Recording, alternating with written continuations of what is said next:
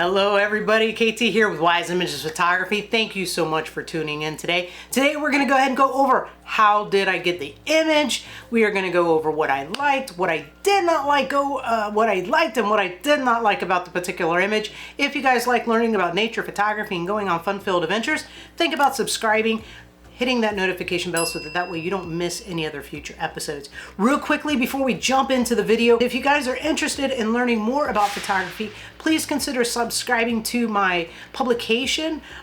When you do that, you will go ahead and get a PDF form on 5 easy steps to help improve your photography skills. So think about joining the publication. Needless to say, let's get going.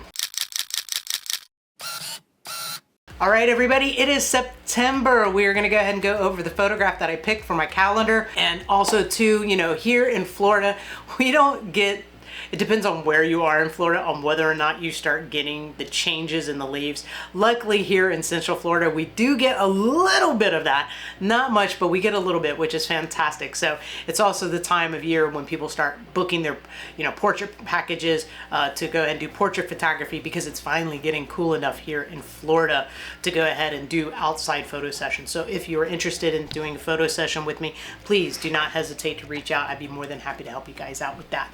Now, let's talk about this image that I picked for the September calendar. Ta -ta -ta -ta. I love this image, you guys. Absolutely love it. There's one, you got action going on. A lot of time when it comes to like bird photography, we're always looking for that action, and you have that with this particular image. Now, in the original image that you guys are seeing on the screen right now, you'll notice that, yes, that bird is smack dab in the middle of the screen. That's because I was out at Lake Apopka, okay? And the sun is coming across the way. You can tell that the sun was low in the sky because of the fact that there are not a lot of harsh shadows right now. We were getting right towards the end of that golden hour, but we have a little bit of it, so it is a little bit warmer. But I had multiple birds just kind of going all over the place, and it was just so active. It was like, I don't know, Disney World and like Fantasia. No, Fantasia is not the right one. Anyways, it's one of those movies where you have all the little animals coming around and stuff like that. You guys know where I'm going with that one. But needless to say, it was just beautiful. They had all these birds all over the place. So I did have my focus point in the middle of the screen for the digital image. But when I went to print, I did go ahead and put the image in the rule of thirds. So I definitely like that factor. Now, I love the fact that there is lots of bokeh. One, I was compressed in on the bird. I was zoomed in on my lens, which gives me more compression. And then the grasses behind this double crested cormorant were a pretty good distance behind the bird. So it gives you all this beautiful, beautiful, nice bokeh. So I love that about it. I love the fact that it has that golden light going on it. I love the fact that the bird is coming up with his wings like this, and you can see everything that's going on with the mechanics of this bird, right? I love that. I also love the fact that it's not just a bird on a stick, and there's nothing wrong with a bird on a stick. I think birds on a stick, those are fine too. We normally like to get those action shots, and that's what I like about this one, because this double crested cormorant excuse me, you guys. This double crested cormorant is literally just coming off of the piece of dock that is there.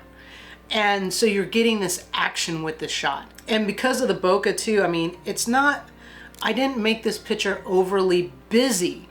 And it's a clear indicator that that cormorant is your subject.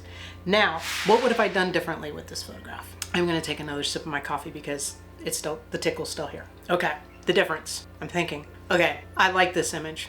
It's one of my favorite images. But if you notice up here on the top, you'll notice that there was a little bit of white that probably was a house or a dock that was behind it. Looking back at it now, I wish I would have taken that out. Small, right? But it is a little bit distracting. So I would have taken that out. I would have done that. I was also having a hard time. I didn't quite expose exactly right. If you guys look at the dock piece, I'm not 100% sure if I did for sure clip the whites or not. So I would have probably tried to maybe speed up my shutter speed a little bit, maybe adjusted the exposure compensation, and then brought it up in Lightroom.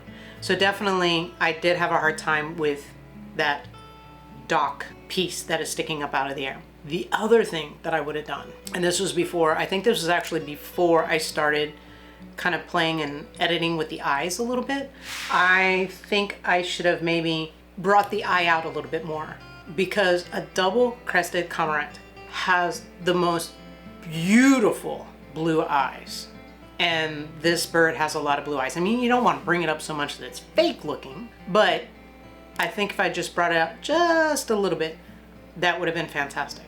So if you guys like this content, definitely give it a thumbs up. Those were the likes, dislikes, where I was with this particular photograph. Tell me, what would have you maybe done differently? What you liked or what you didn't like, or what tip you thought was useful for you when it came to the photo critique on this particular image.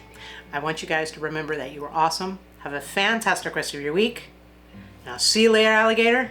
You got this. Thank you for watching.